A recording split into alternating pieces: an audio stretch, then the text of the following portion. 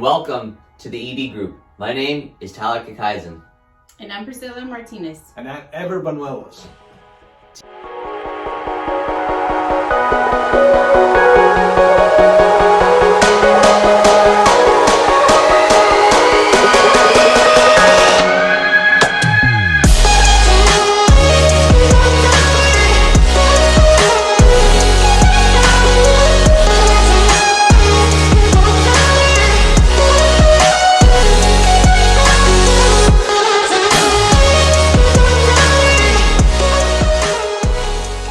Today, we're going to talk about income properties and how the appreciation works when you buy your first investment property.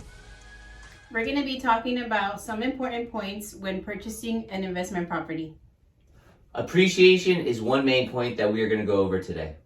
Purchasing an investment property is good to check on the appreciation of the property in the long term. Sometimes when you buy a property, you might not see the appreciation of the value of the property at that moment. But if you consider the numbers and your investment in the long run, you'll see how your property is going to gain value in the future. One thing to consider with appreciation is location, which is probably one of the most important factors when you're buying your investment property. So if you're buying your investment property, let's say in Torrance or here in the South Bay, it's probably going to appreciate much more compared to buying a property in South LA, for instance. So as an investor, you think down the line, 5 to 10 years, okay, my value is going to go up and hopefully 10 to 12% over that time span, and then maybe you can sell it down the line. Absolutely. And location, yes, it is important. It's huge because that's where your money is going to either continue growing at a specific speed or maybe slower, right? Depending on location. Yes. However, I want to make sure that you understand that an investment is based on the numbers, your return of investment, right? So sometimes even location is not good, maybe the numbers are good. True. Your cash flow, right? Maybe your expenses are gonna let you have, based on that property, are gonna let you have more income.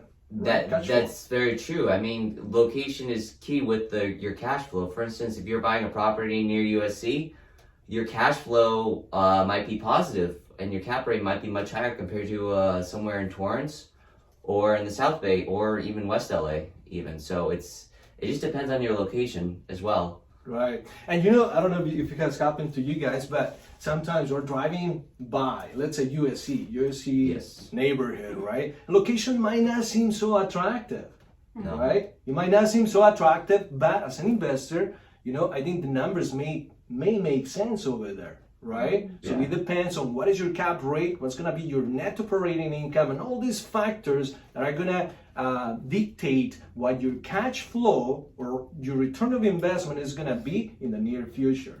Now, I'm working with a client right now, and they're determining cash flow right away when they buy a property. So probably a good way to think about it is when you talk to them is, say, hey, my client, I say, hey, Mr. Client, we can look in the long term and not in the short term with cash flow. Mm-hmm. And that's probably a good way to go about it. Absolutely. Because when you buy a rental property, the rental income might be outdated. The tenants might been there for a long time, so they have a rental fee for from the time that they move in, maybe 10, 15 years ago, right? So when you buy a property, you have to check on what's going to be the projected rental income and then go with that number so you know what the expectation will be for your return of investment. So to explain cash flow, basically that covers your expenses and your mortgage. So as an investor, your goal is to make sure that you're covering the mortgage and expenses. So in the short term, if you're not making it, that's okay, because if you look at your projections in the proforma down the line, if your cash flow is 3 to 5 to 6% even, then you're going to make your money on your investment. Mm-hmm. Right. Investing in real estate, I think that's the best thing. I know there is a stock market and other things that you can invest on, but honestly, investing in real estate, a property, let's say the market crash, you can always rent it, you can always have someone else pay for it, right?